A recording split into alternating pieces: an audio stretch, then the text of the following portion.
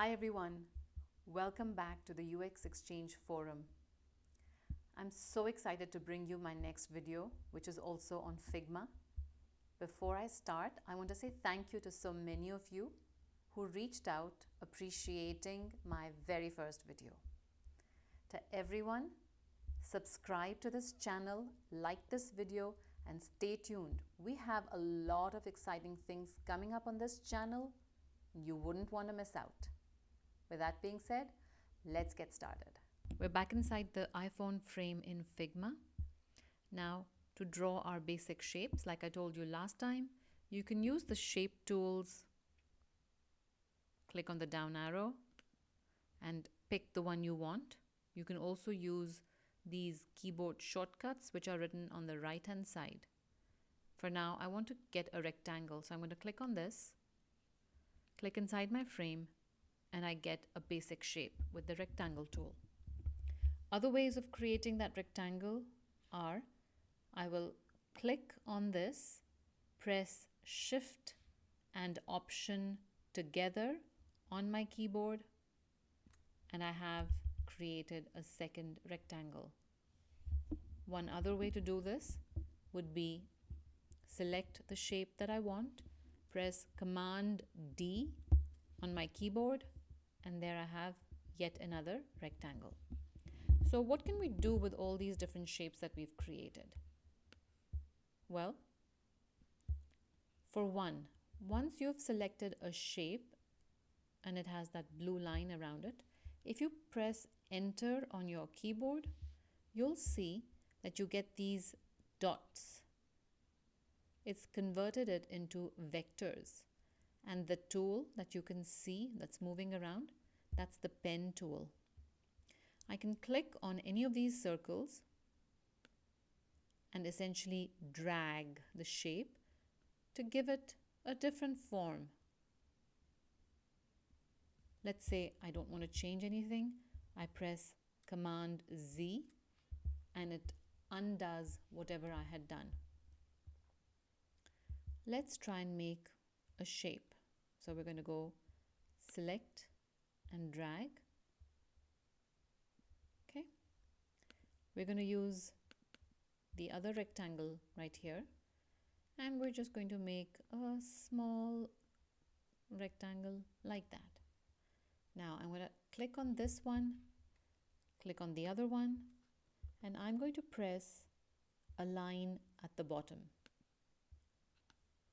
And I also want them to be centered horizontally. So I click on that. Okay. Now I have these two shapes selected right there, but I want to make sure I can differentiate between them. So I'm going to rename by pressing Command R, and I'm going to call this the small rectangle. Right? I'm going to click on this outer shape and call this, looks a bit like a house. So let's say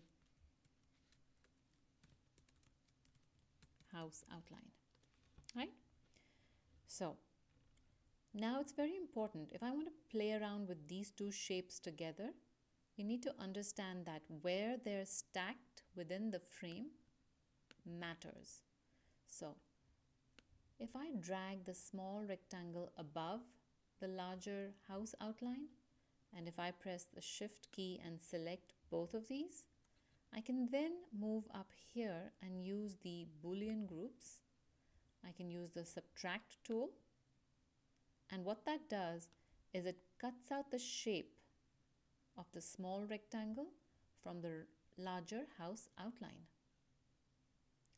And having this selected, if I go on the right hand side and I click on Stroke,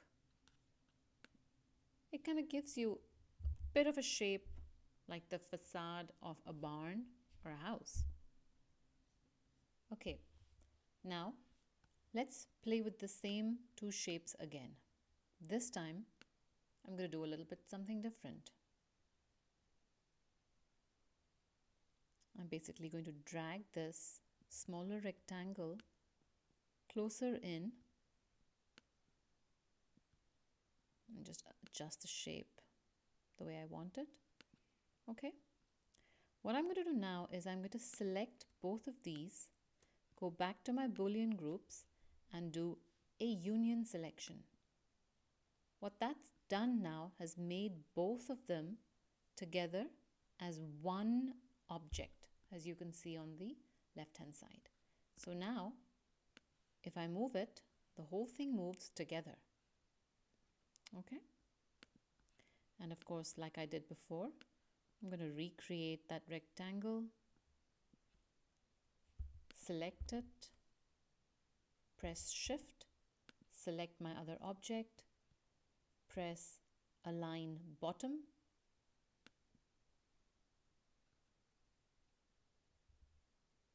press Align at the center. Okay. And then bearing in mind that if I want to cut this shape out of that shape, then I need to bring the smaller rectangle on top, select both of them, go back to my Boolean groups and click Subtract. And there you have it. If my larger object stays stacked on top of the smaller object, I can still get the desired shape by selecting both of these, going to my Boolean groups and selecting Exclude Selection, which essentially does the same thing. I've just drawn a bunch of ellipses, selected them all together, and I want to Boolean them together. I'm going to press Union Selection. Having selected that, I'm going to press Alt on my keyboard and drag this down. I'm also just going to rotate it a little bit, make it a bit smaller, and just kind of bring it close to the top of the chimney. Maybe make it a little bit smaller.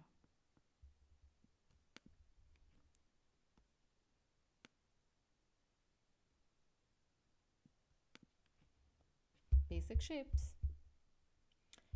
Don't forget to subscribe to our channel. Stay tuned. We have a lot of interesting things coming up. Have a nice day.